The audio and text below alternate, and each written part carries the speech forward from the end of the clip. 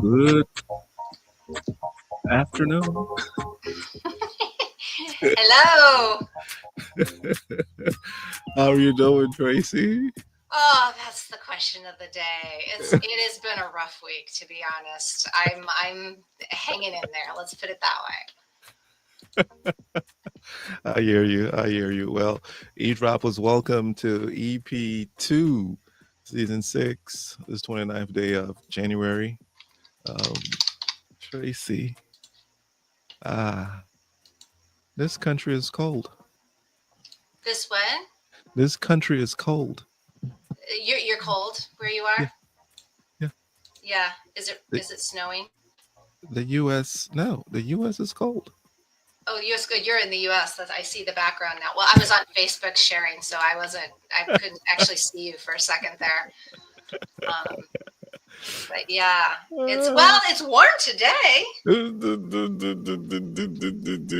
Are you serious? Really? I mean, you missed. Wait. When did you come back? Yesterday, 3 days ago. Oh my gosh! So you don't know cold then, because it has been we had snow. So what was really funny is we don't normally. What was it? 5 years ago, I think, was the last time we actually had snow that stuck. And Madison was at work when we had this. Like, it came down. There was so much snow that came down in such a short period of time. Uh-huh. And they let her off early, but we're like, she's never driven in the snow and ice. And so, it's 10 o'clock at night, and we're driving through the thick of the actual storm that was coming down from our house. Thankfully, it was only 10 minutes down the road where she works, and so that my husband could drive back with her. She drove, but he was in the car with her, just, to help her navigate things. She has one bald tire that we keep saying, you need to get this changed. So I'm behind them, going through this whole thing. I mean, for me, coming from Colorado was kind of fun, because it's been so long since I've been able to drive in those conditions. It felt like winter, but yeah, it's been cold. It's been really cold. Oh my in goodness. The teens and single digits. I mean, excuse me. It's until headache and everything. My sinus infection. It's not coming from this, but I don't know. It's just, I was like, nah, I gotta come on. You're such a trooper. I know you like. I'm getting it emotionally, mentally, and you're getting it physically. But here we are, folks. We're dedicated to being here. So, how are you? Well, I think in general I'm doing pretty well. I'm gonna sorry for my fingers. I'm gonna adjust this here. I think it's times like this that I'm really grateful that I do know what I know, and that I have done the inner work that I've done. Because I was telling Jeff last night, I hit a wall, and I was trying to express to him. I said, I actually am feeling like most of my clients at this moment, when they've gone through these periods of breakdown to breakthrough, when they're just, and the analogy I used was a border collie, right? So for anybody who knows that breed or has had a border collie, we had one. She passed away a couple of years ago, but they have an exorbitant amount of energy. And they're a breed that was made, they're cattle dogs. And so they were made, their purpose was they're sheep dogs, really, sheep herders mostly. But to herd the whatever it was they're herding. And they need a purpose. They have lots of physical energy they need to get out. So she needed to be walked twice a day. Like, it was all this stuff, right? And I actually had a friend who had border collies, and she didn't walk them very often, and they didn't get out much, and they literally went cuckoo. Like, Wow. because they had so much energy, it went into their, their thinking, just, and so I was feeling like that last night. I mean, Wow. I'm like, I have too much energy and not enough places to put it. And I heard myself even saying things that a lot of my clients, it's not easy to be a visionary without, like, because we're in a very pivotal and very, very transitional time right now in the world. And for that reason, a lot of things are being upended, but then also there's a lot of confusion on what to do next. So there isn't a lot of heavy duty decision making going on right now. There's a lot of responding to decisions that are being made, in certain places, but like people being really clear right now and really grounded and really focused, that is not happening in general. Yeah. And I don't mean there aren't people out there going, I feel grounded. Okay, great. But I mean, in general, there's so much changing, and actually what I've been finding is people who get started with things, it gets upset and they have to start all over again. Right. So it really isn't an ideal time. Anything that is being made right now feels disruptive. So if there are decisions being made, like look at the United States, right? We have a new president who's coming in and just making a lot of new decisions and, changing things up. Those decisions that are being made it's very disruptive right now. There's a lot of disruption that you see from these decisions. Yeah. And so if people are making decisions to create more stability and clarity immediately, we're not going to see it. Eventually, hopefully. But right now, a lot of times we make decisions to try to bring instant clarity or instant stability or instant whatever, like our sense of certainty. And right now, any energy that goes into making decisions is not creating that. It's creating the opposite of that. And so people are feeling like they can't make decisions, or decisions that are being made are disrupting the status quo and how people experience things in some way. And so we are in this, and that creates its own instability and uncertainty. And, it depends on what you're tethered to. Correct. But so do you know who Ram Dass is? Ram Dass. He's a poet, The author? Yes. Yeah. Yes. Ram Dass. So Ram Dass told this story. I don't know what culture or country, maybe it's India. They trap monkeys. And you know how they trap them?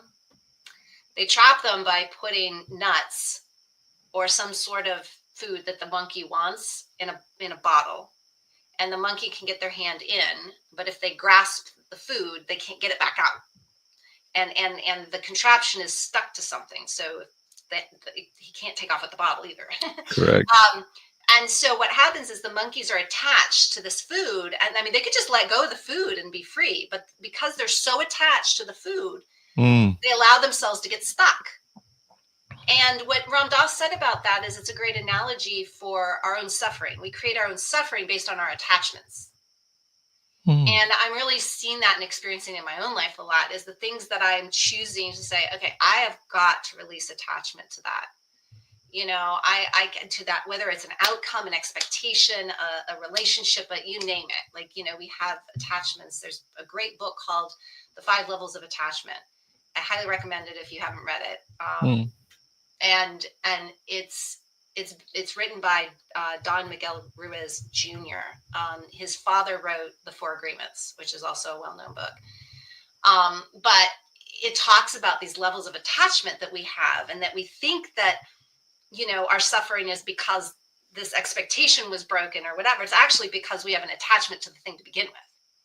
We have attachment to an idea of how things should go. We have an attachment to even, theological attachments. Like, I mean, he really unpacks all of this. We really live in attachment and in an attachment world, like codependency is attachment, right? Yeah. So we've lived in a paradigm, a life, a conditioned life of attachments. Wow. And so how do you release the attachments, especially the ones that aren't working? Like if you're hitting brick walls, or you're hitting blocked doors or shut doors or locked doors or whatever you want to call it, and you could just let go, right? Which is surrender. right? There's a lot of different ways we can talk about letting go of attachments. Surrender is one of them. It's one we've talked about here. Mm. And what is true surrender? It isn't like, okay, I give up. That's not really surrender. Surrender is a much more nuanced practice. Mm-hmm. And sometimes we have to rail against it before we actually, it's that idea of like you watch the monkey and he's fighting and he tries to chew his arm and, all these things. And then finally it's like, he gives up, but the true surrender is letting go of the food Mm-hmm. so you can be free Mm. of the attachment that you have to the thing. Wow. Right? People think surrender is giving up, but it isn't. It's letting go of the attachment that you have to the thing that is causing the suffering. So gosh, you've said a lot here that whew. The question Don't I I want always? no, this one was packed. I've been typing in. So one was, you said, if you didn't know what you knew, it would be be an issue per se. So I'm going to ask, which I have so many, but I have to ask this: what do you know that keeps you grounded in these times? What is it that since we're in a pivotal time, break down to breakthrough, decisions aren't for clarity, it's just a series of steps we're getting to. We're at the 10th step, and this decision is very important to make. We're thinking it's a 11-step process, but it's a 100-step process. So your 10th decision you're making, you're thinking, I'm gonna come to clarity, but then there's the 11th decision up to 99th decision, and you're like, gosh, I had to make all of these to get here. What do you know in this season that makes you, would I say, comfortable?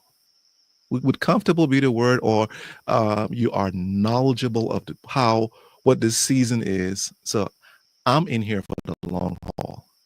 Does that make sense? So what do you know, Tracy, that I makes do you? know humility is what it is. I think I do know, like what I first of all, I know I don't know a whole lot, and that in that comes the humility.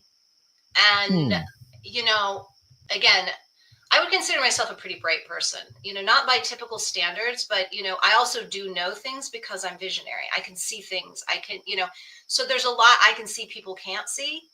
And sometimes that, it's like the I see dead people kind of thing, it makes you look like the crazy person in the room at times because nobody else sees it. So you're sitting there talking about stuff that people are like, what? So that can be hard too. But if I trust what I see, then that's something I have going for me.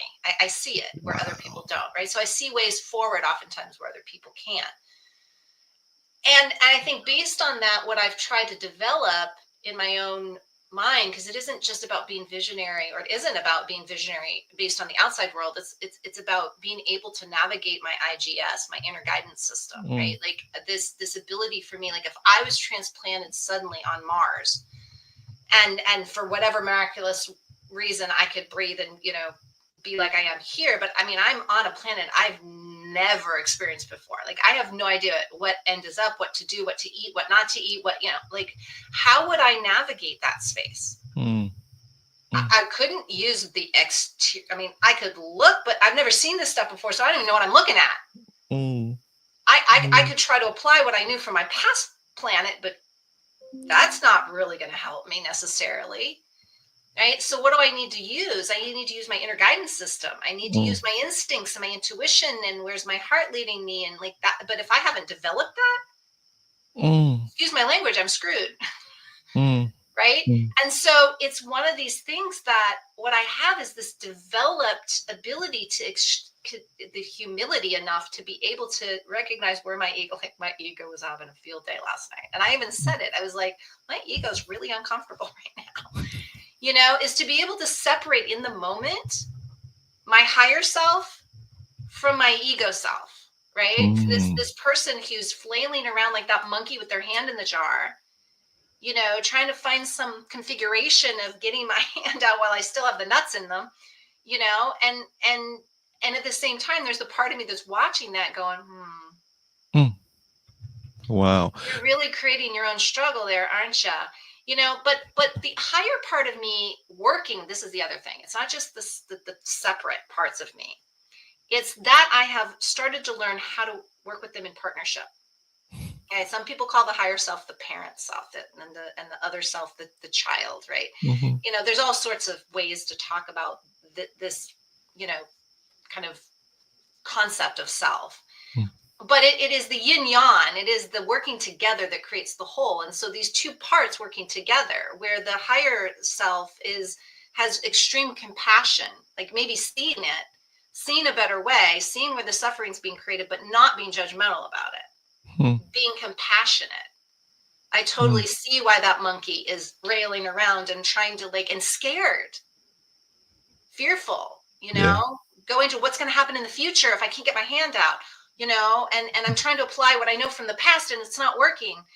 What I've noticed in my own life in the last couple of weeks, especially, is paying a lot of attention. They say we're meant to be present.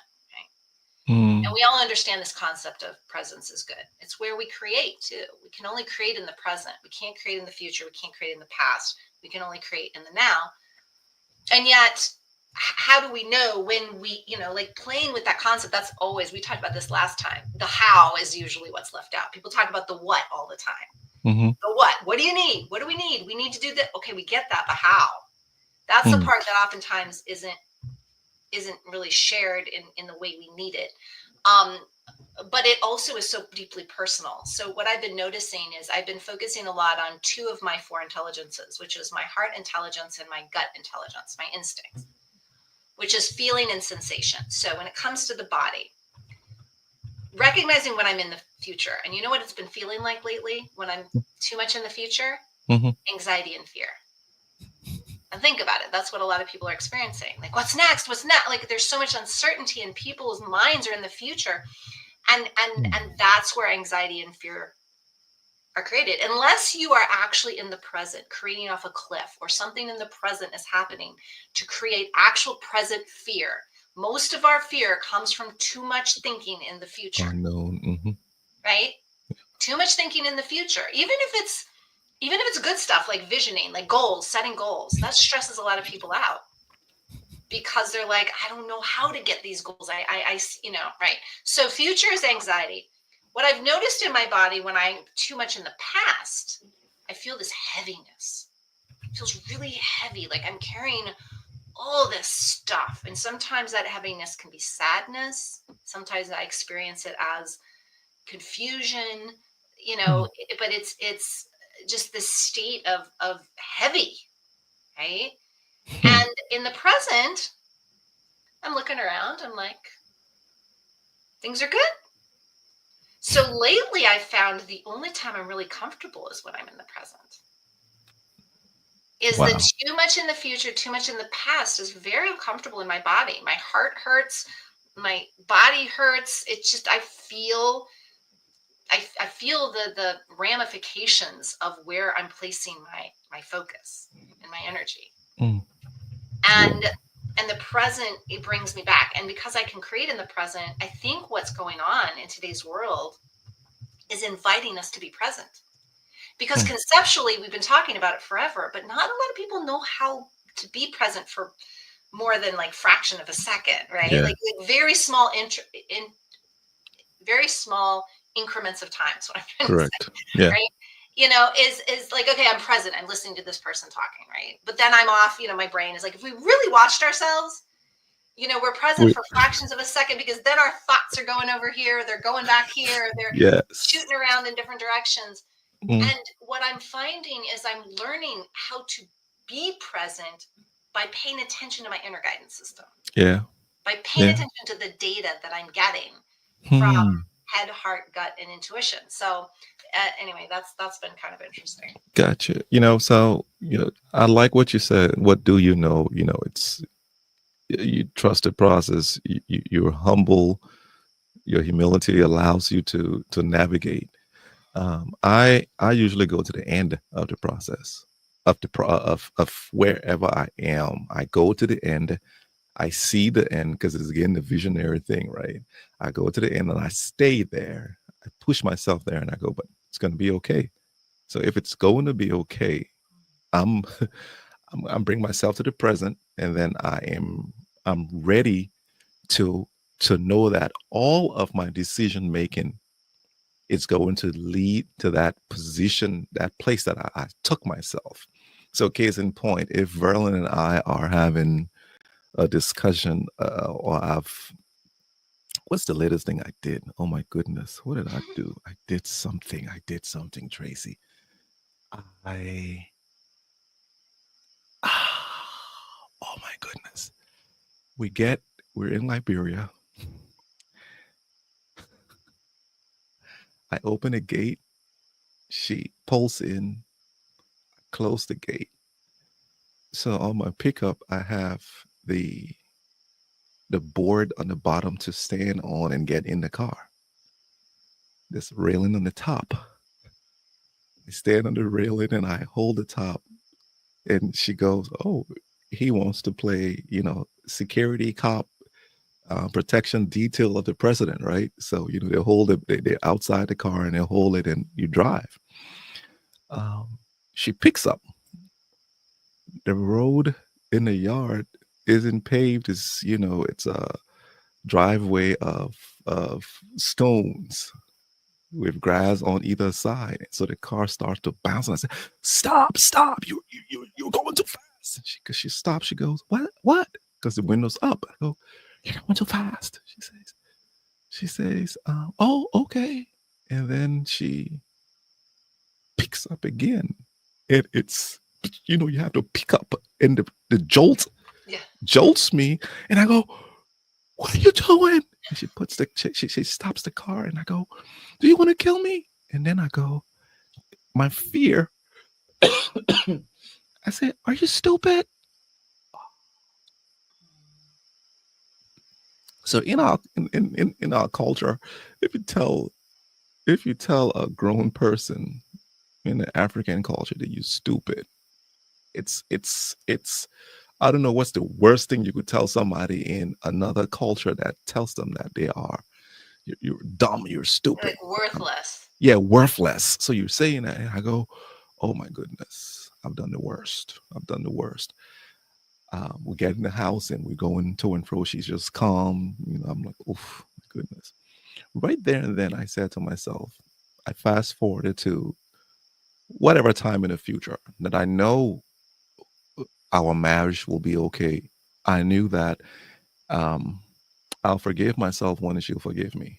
So I went to that place where it was. And when I got back into myself, to my present, I was like, okay, what are the decision points that are needed now?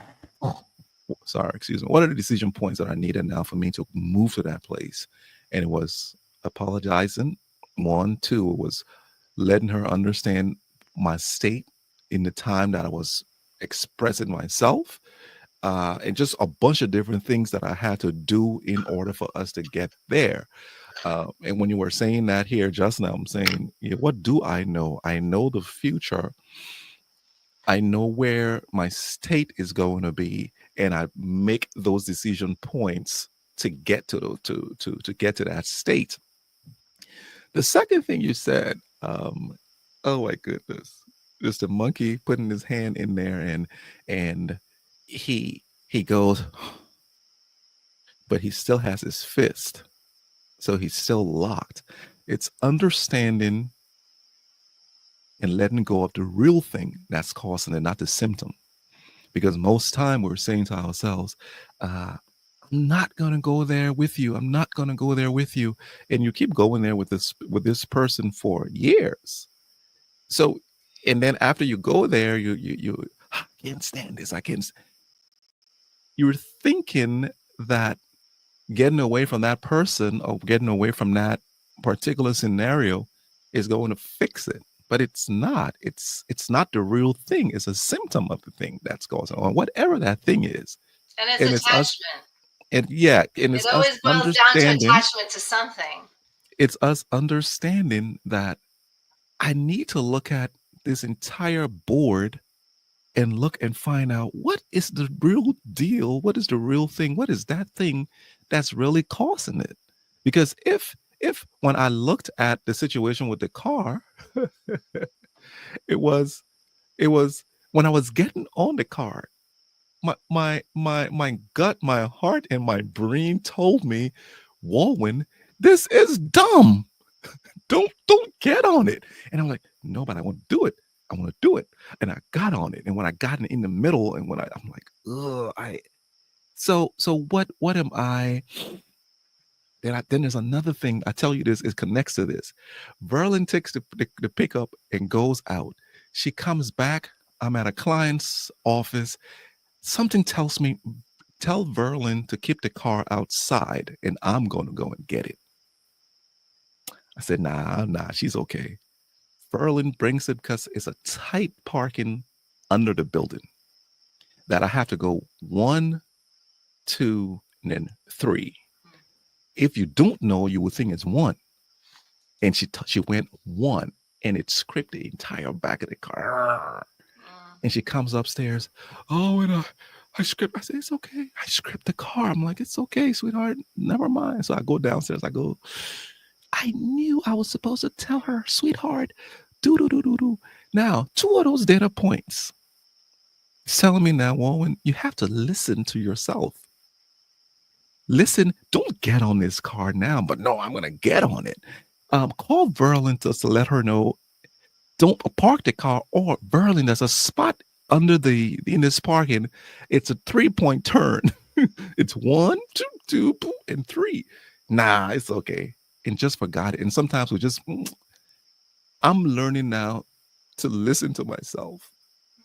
Listen to listen to what's around you, to your environment rather. Listen to your decision making. And I think it's so beautiful that it's amazing how we have synergy in what's going on in our lives. How you were talking about, right now is the decisions, not clarity. It's, you have to listen to yourself, listen to what the environment is telling you, and go, you know what, and be present. I'm not going to be anxious to say all these decisions that are going around me, and these are things that are not in your control. Yeah. So what's in your control?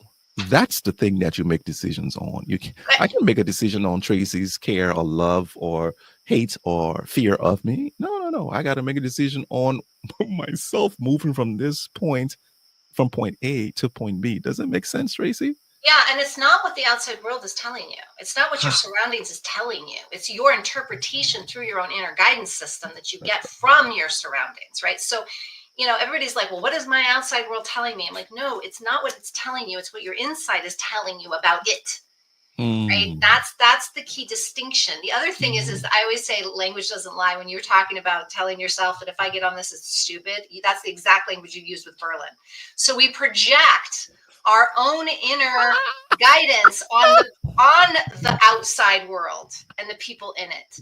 It's like you're stupid when really what we're saying is you're stupid because you knew better not to get on that thing. You were telling yourself, right? The other thing I have to say is about when you talk about going to the future and then working backwards, that's a great example of head data. Head is like, what could be, but you know what? Any one of those things you thought in your head could not go that way. Right? So really what you're using is that guidance to draw you back to yourself, as opposed to getting too much in front of yourself where you're going to be uncomfortable and uncertain. Right? We can only be certain of where we are right now. And so we need to bring it back to ourselves. So it's not even about the story we think we're telling ourselves. Like, I know where it's going to end up. We don't really know where it's going to end up. We know where we'd like for it to end up, but it may or may not ever get there that way. Correct. But what we're using, that premise, that story, that's why I always say we can learn a lot from our stories, but we can be so much more without them, because we tend to identify our stories when our stories are really just a tool to get back to ourselves. Everything is our language, our stories, everything is to get back to ourselves, but we make it about the thing, right? We make it about the person. We project all the time on other things when we need to be pulling it back and putting it on ourselves. Wow. that's where it belongs. And Wow. that's what we're trying to do is we're always, they say that the body always works towards homeostasis. Mm, I feel ourselves are always working to come home to ourselves, to come back to what we're really truly understanding within. mm, And that's why I'm so passionate about this and use it in my coaching, because when I tell people you have 4 intelligences, but I'm here to help train you on how to develop those intelligences so you can actually in real time use them and realize when you are using them, because you are in that moment of like, oh, this would be stupid to climb up here. I mean, you actually had those momentary thoughts, right? That's the time to be fully present with the yes. data coming forward and going, oh, what was that? I just thought, I need to listen to that because that was a sudden thought that came through, and I've learned that the sudden thoughts are the thing I need. I'm going Mm, to act on that. It's like the time I was 15 and walking home with a friend from the movie theater, because back in the day we were allowed to just go walk to the movie theater and walk home by ourselves, and it was at night. mm, And I hear footsteps behind me, and I grabbed my friend's hand and I was like, "Walk faster." She's like, "What?" I was like, "Walk faster." So we walk faster. Footsteps get faster. And I grab her and I'm like, run. And she's like, what? Run. And we could hear the footsteps. And they were men's footsteps. They were hard, heavy footsteps behind us. And I just ran up to a random house because we were in a neighborhood that I didn't know anybody, correct. banging on the door. And the person comes to the door, thank God, lets us in. And I'm Mm, like, I'm so sorry to barge in, but we were being chased essentially by who wow. knows what. But if I Wow. hadn't acted on that, wait a minute, I hear something that doesn't sound okay. Yeah. Right? Because normally we could hear footsteps behind us in the middle of the day walking down the street, and we're not like, oh my God, run. But there was something more about those footsteps in that It's particular sinister. situation Yes. that I was like, this ain't good. Correct. It's Right. tracking.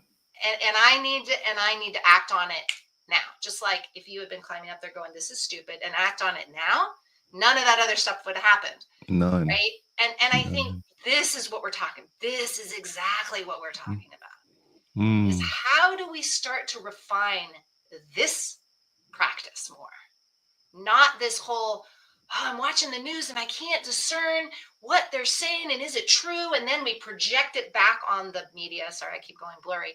We project it back on the media or back on when really what we're trying to learn to do mm, is get that data from within about how we feel, what we sense, our gnosis, which is our intuition, mm, right? That mm. overarching knowing that we don't know where it comes from, but we just know things, right? And even our logic, Mm, what is that data telling us right now about that? Right. And in the moment, if we're present with someone, you think we can read people? You betcha we can. We have everything it takes to read a person and tell whether I look at past relationships when I had all the red flags and I kept being like, oh, but the person, they're a good person. And like telling myself this story of why was I doing that? mm. All of the signs were there that the person was not going to be someone I should be putting my time and effort into. Ooh, Tracy, you've I can summarize what you said just now about the information and everything people are doing, and you're saying the person has shown us all the red flags. I can summarize that in what I'm doing. I tell Verlin and I tell people, if someone shows you who they are, don't don't put no cursive on it. Don't put no English on it. Don't put no pepper. Don't put no salt. Take it as it is, because that person is showing you who they are. You are not you they will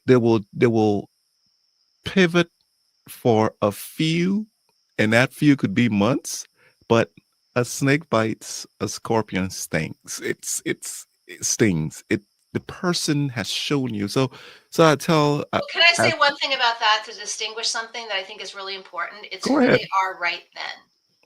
True, I think true. it's also important for me. It's important to be open to people being able to change. But this is the Yes. key importance. If we're Yes. present, we're working with present data.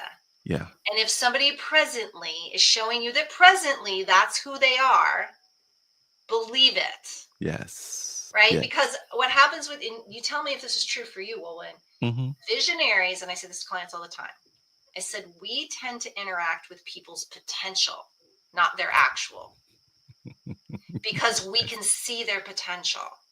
And we get so excited by that potential that we engage with it when meanwhile they're way back here. It's like a person who's 2 years old Wow.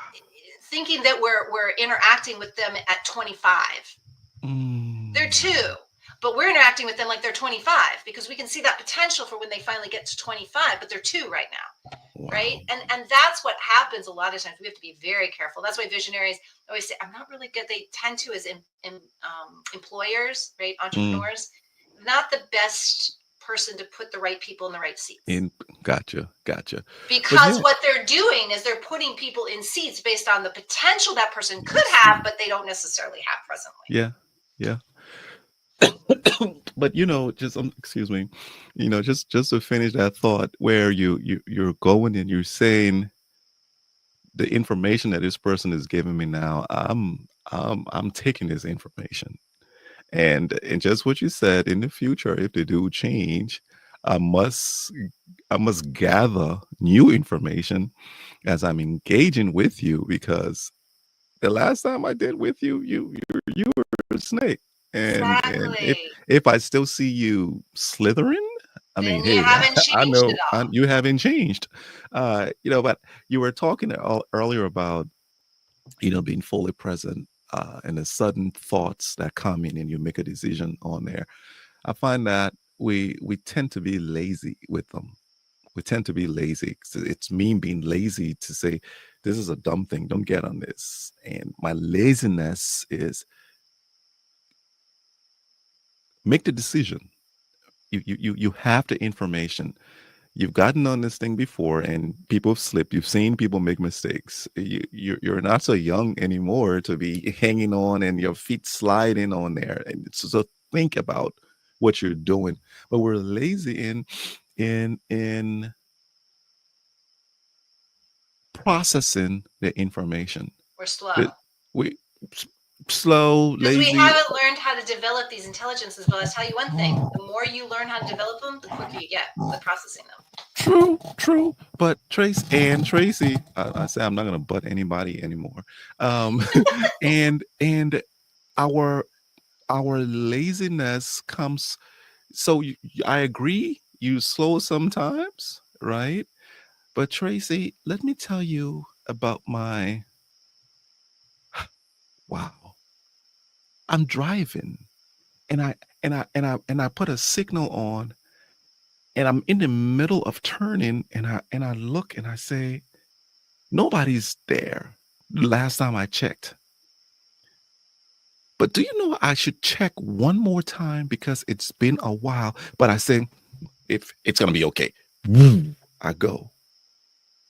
So many times that has happened, and I go, man, Warren, you're being dumb. You need to triple check. But I've triple checked. Then you need to quad check. And I'm like, no, I'm not gonna check before. So that's me pausing now and go, okay, no. But it's there are so many instances where I'm going and I go, wow, anything could happen between the last time I checked and this time.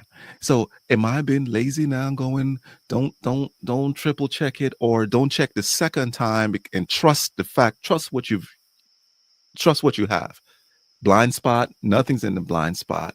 But something could be in the blind spot. Let me speed up to see if something's in between there, but I go, nothing's in the blind spot. And I go. And prayerfully, nothing's in the blind spot. But something could be in the blind spot. Well, and Something I think could in the be in the blind present, spot. again, the way you just described it, you were thinking in different places. You were thinking in the present, the past, the future, and that's what slows us down, is when we start hopping around in timelines, right? If we just stay present, we can align head, heart, gut, intuition, right? And know the right thing to do, Wow. right? Align all that data. But it's the hopping that slows us down. Mm. It's the constant cranial processing. Well, maybe this, well, maybe that, well, maybe that's what slows us down. And I don't think it's laziness as much as overuse of our brain. Like, our brain doesn't need to be hopping around that much, but we just, again, we have personalities, right? Different personalities have different reactions. And, I mean, we're all different, right? So based on who we are and our differentness, that may look a certain way. Correct. But I think in general, we're just trained to constantly not be present. I mean, think about everything. Like, when I first started coaching, people were like, are you going to work with me on my goals? I said, no. They're like, what? I said, well, no, it's not that we're not going to talk about goals, but I'm not going to work with you on your goals. And they're like, well, could you please explain that? I'm like, yeah, absolutely. So what we will be working on is your intentions. Right? Your intentions are, where am I right now?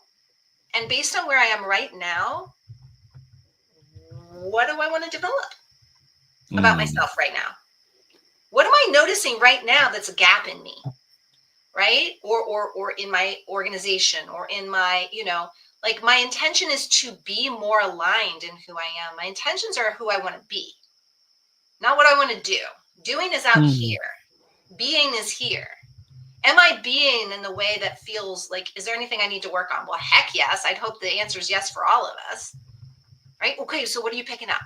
What do you want to work on? Like, what about yourself would you like to improve, be more aware of, develop, whatever that is, get more clarity on, and that becomes the focus based on where we are right now. Because where you are 10 years from now is going to be someplace else.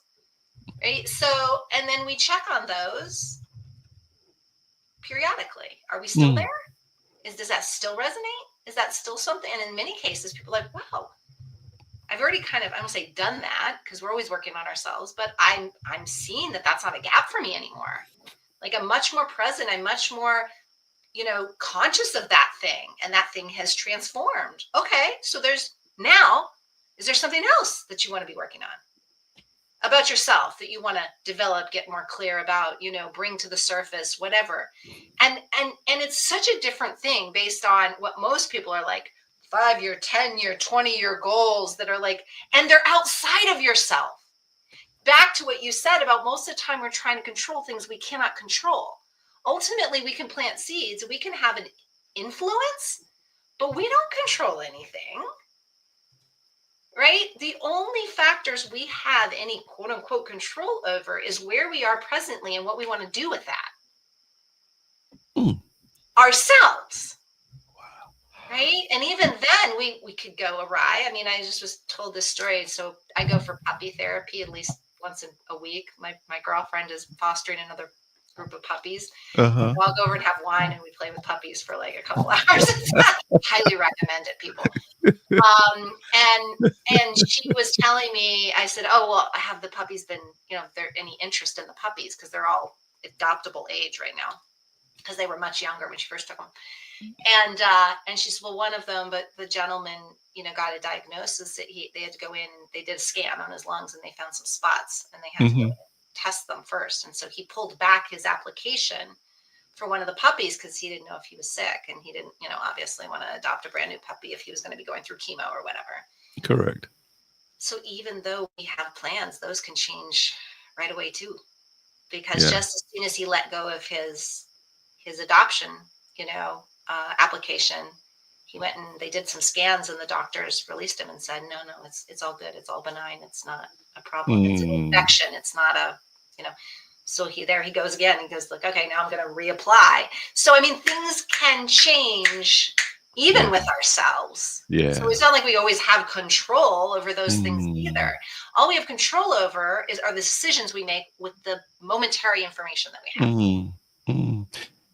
Tracy, as you were talking, I just saw a picture, intentions and goals. Is this what I saw was there are a lot of people, a lot of us who say, January 1st, I'm going to start January 1st, my weight loss program. I'm going to start exercising. And it's December 10th. So you know that you need to do your weight loss in January 1st. You said, I'm planning it to do. So you postpone your current situation. You say, why can't I start now? So you push your what you're supposed to be doing 30, 20 days in the future. Why can't you intend to So just that you can stress about it. there you go. Why can't you do it now? Like I say to myself, and when you're explaining, my you say intentions have no timeline. I said intentions have no timeline. I'm doing it. My intention is now. I intend to start now. Why do I wait? Why should I wait until 2 weeks to start the process because I'm going on Correct. vacation? Right No, now, I'm sensing I need to lose weight. there you go. Just do it. That's Just it. what am I That's what I used to going? tell people when I was a holistic health coach. As I like, okay, so what do I need to get prepared for in order to? I'm like, look, you already know everything. You actually don't need me for as much as you think you do. There you Your go. body already knows what to gravitate to that's good for it and what's not good for it. But let me just tell you, what I'm here for is to get you out of your own way, because you've learned how to do things completely cart before horse. Nah, Right. And nah. so it's this idea of, well, what do you, and that's where the coaching comes in. Like, well, what do you think you should do? Well, that's why I Mm-hmm. hired you. No, it's not. It's what you think you hired me for, but that is not what you hired me for. So what Yep. do you think you need to do? I need to stop having 5 cups of coffee a day. Great. So today you're not going to have 5 cups of coffee. There And you then go. tomorrow you're going to remind yourself, am I still thinking it's not a good idea to have 5 cups of coffee? I want 5 cups of coffee because I'm addicted to the caffeine. Yes. But let's go in with the real data. Do I feel like it's still not a good idea to have? Okay, great. Then I'm going to work to do something other than 5 cups of coffee today. And then the next day, like, it's the present moment, right? Yes. If I feel like I want to work out, then where am I going to make room today to work out? Today, start working And what out. can I do? Not like, well, I'm not there where I can work with 20-pound weights and all, but you'll never get there if you don't start with 5 today. There you go. You There you know, go, so like, Tracy. can you pick it up? People always laugh because we have weights. As soon as you walk in our front door, there's a big mirror, and we have a set of weights there. Mm-hmm. Because Jeff and I both work with 20-pound weights, Mm-hmm. and so they're right there. And so people walk in and they're like, "Oh," I was like, "Oh yeah," because anytime I walk by and I want to do some sets of something, it's as I'm walking by. I don't take 2 hours in the gym. Yes. I don't take people like, well, what do you do, for strength and all of that? Like, you're in good shape and all that. I was like, I do it as it fits into my day.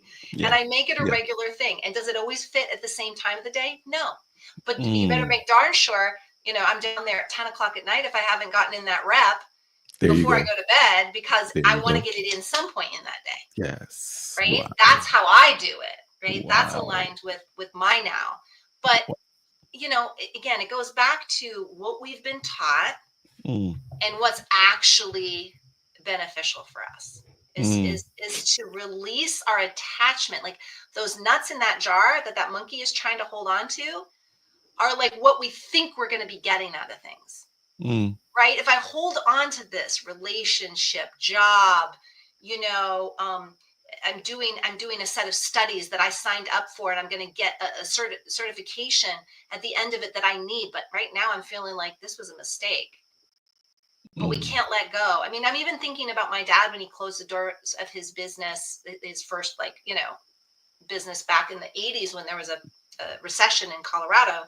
Uh-huh. And he put all of this stuff in storage, thinking he was going to, when things turned around, he was going to open the doors again. And over the years, he paid monthly for storage to keep stuff that by the time we talked him into getting rid of it decades later, he had spent how many thousands of dollars just keeping old stuff in storage. For what? Because it meant something at a time, and I want to hold on to those are nuts in a jar. That's what we're attached to, right? Even our past credentials, people are like, well, I have a BA or a MA or a master's or a doctorate. And when did you get that? Did you get that today? No? Oh, 10 years ago? Oh, 50 years ago. Okay, great. If you hadn't gotten enough accolades in the last 50 years, I'm going to give you a little bit more. But what? Wow. Like what? Wow. So, Tracy, you're touching something now. You don't even know you're touching. Behave yourself. I gotta be careful because I can blow So up some do you stuff. know? I'm like, whoops. So do you know? Suddenly, So this is from last EP, right? We talk about counsel, thrusting, and suddenly, and the three words, right? And your curiosity, gratitude, and allowance. You see where I am today, right? I didn't know I was going to be here today from last week, 2 weeks ago.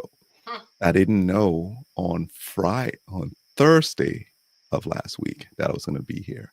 Suddenly occurred, and yes, suddenly we got to buy for the house. So got to come and pack the house up, and they tell us, oh, it's going to be February 3rd. That the closing's going to be. I'm like, nah, February 3rd. It's February 11th, but still, we need 2 weeks to come in here and at least pack the house. So suddenly, now I'm packing the house. I'm looking and saying, what do I need to pack? What do I need to keep? What do I need to put in storage? You see how you said you talked about your dad putting things in storage and being obsolete by the time it came back out? I'm saying to myself, okay, we're moving out of the country, across continents. What are the relevant things to put in storage, sell, and in the future, get it out.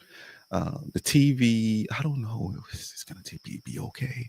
The furniture, I know those furniture pieces are, I'm giving it away. I was selling it on Facebook, Craigslist. It's where I am now, where I'm deciding, gosh, what do we need? And Verlin says, do we really need this? Do we need to keep it or do we need to sell it? And when you said it just now, I'm going, okay, we're in that mode now of understanding in the present is my present detachment from putting my hand in there, because my attachment to it, shouldn't I surrender to say these things I really don't need it anymore? Or am I going to use it and I'm going to, Yeah. Oh, it's beautiful. I mean, there's so many levels of this. I love that example because it's right now. Like it literally is a perfect example of what we're talking about. It's what you're going through right now. So it's relevant. Everything is most relevant in the present. And yet we work so hard to make things relevant from the past, or relevant in the future. We don't even know if we're going to get there. Like we spend so much time and then we go outside and we get hit by a bus and, I mean, I know that's horrible, but like you get my point. I get it. Is that, just in these spaces where we don't have any power or control. And yet the energy we have is relevant in the present. So what do I want to do with the present decisions and the data that is present to me? Because some of the data, our intuition, right, will many times tell us what we should do to set ourselves up for the future in ways we're not even aware. Like I look at all the decisions I made in my career, for example, and it felt right in the moment. And then I string them all together and I'm like, well, that's kind of cool. Like I just met with a woman yesterday who is a representative for my alma mater, Providence College in Rhode Island. And she was here in North Carolina meeting with alumni. And so I had coffee and she said, what I'm really looking to do is get alumni more reinvested and connected with PC again.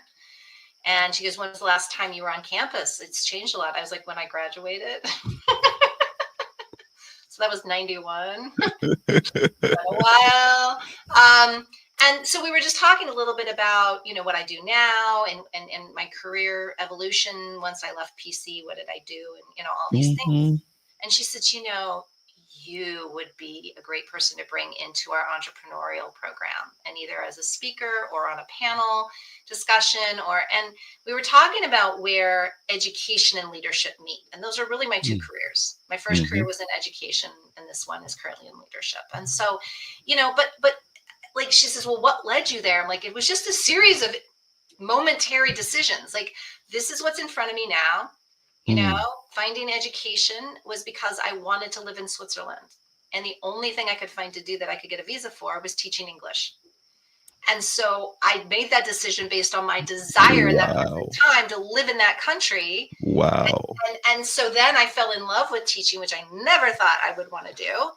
And then I came back and said, I want to get my master's in education. So that was my momentary focus and passion, which gave me a 15-year,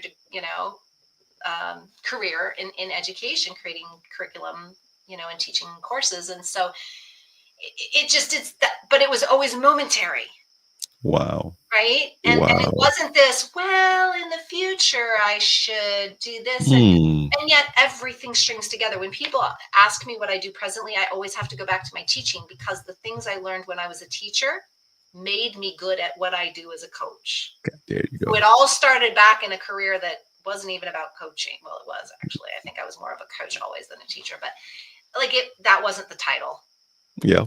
Right. I wasn't teaching leaders, right, in corporate and entrepreneurial spaces. I was teaching little kids, right, how to learn. Who would become leaders in corporate spaces? Well, but it's teaching people how to learn about. What I did is I taught the kids how to define and discover and define their own brilliance. Yes. When they would say, I'm not good at foreign language, I would say, well, what are you good at? Well, I'm good at art. Okay, well, then we're going to use your skills in art to help you learn French. Wow. And they would say, what? And I'm like, we're going to do this, watch. And sure enough, right, we discovered ways for them to capitalize on their strengths to overcome what they perceived as weaknesses. And I still do that today. That's exactly what I'm doing in coaching, is bringing people home to their genius, back home to, these things about ourselves, like where we really learn, where we really make the best decisions, where we really, what we're really about, not what the world has taught us. Yeah. Right? Still doing it. Yep. We'll always do it. Tracy, I tell you, so we're packing in, and I'm looking in cabinets, and I see letters from my dad. And it just floods. I'm sitting in this chair looking, and start to cry. And I'm reading, and one thing, and I'm wrapping up now, and I'm throw it to you. And he says, in one of his letters, he says, remember, the world is looking for people who can do the impossible. And that thing just, oof. So I'm going to take that letter and frame it. And then in the office in Liberia, I'm going to put a quotation, with his name under there. The world is looking for people who can do the impossible. And Tracy, I think that's what we are called to do. And it's not to be pioneers, to say, oh, I did it. No. The impossible, to change this world. I believe I can boil the ocean. I'm stupid to believe that. I can boil the ocean. And that's impossible. And I hope, as we move into this year, as we move into, the cloudy future that seems to be cloudy to us, that we go to the place where we know we can do the impossible and start to create. So Tracy, take us home. You got about a minute. I think that's beautiful. Thank you for sharing that. That resonates a lot. And, it's not cloudy. The reason it appears cloudy right now is because we're using what we were taught by the outside world to try to justify the facts, the truth, the certainty. That we're learning it's always been an illusion. We've never had control over things we thought we had control over. It's never been what we thought it was. Like the illusion is coming into a clear space for us. We're learning that how we really come to understand things comes from within, not without. So really what seems uncertain is just a shift in paradigm, right? We're learning to be in a whole different way than we've ever been before. We're learning about our skill sets, our true genius, right? Our true abilities. Like we think we're not capable of so much that we are truly capable of. And that's what's coming online right now. So it's a very exciting time. Tracy, we did it. EP3 is in the books. I thought I wouldn't be here. Hey, glad to be here. See you in 2 weeks, Tracy. Good luck packing up. Remember, if you don't need it now, you probably won't need it later. There you go. Thank you. Woo, that's a good one. Bye-bye. Bye.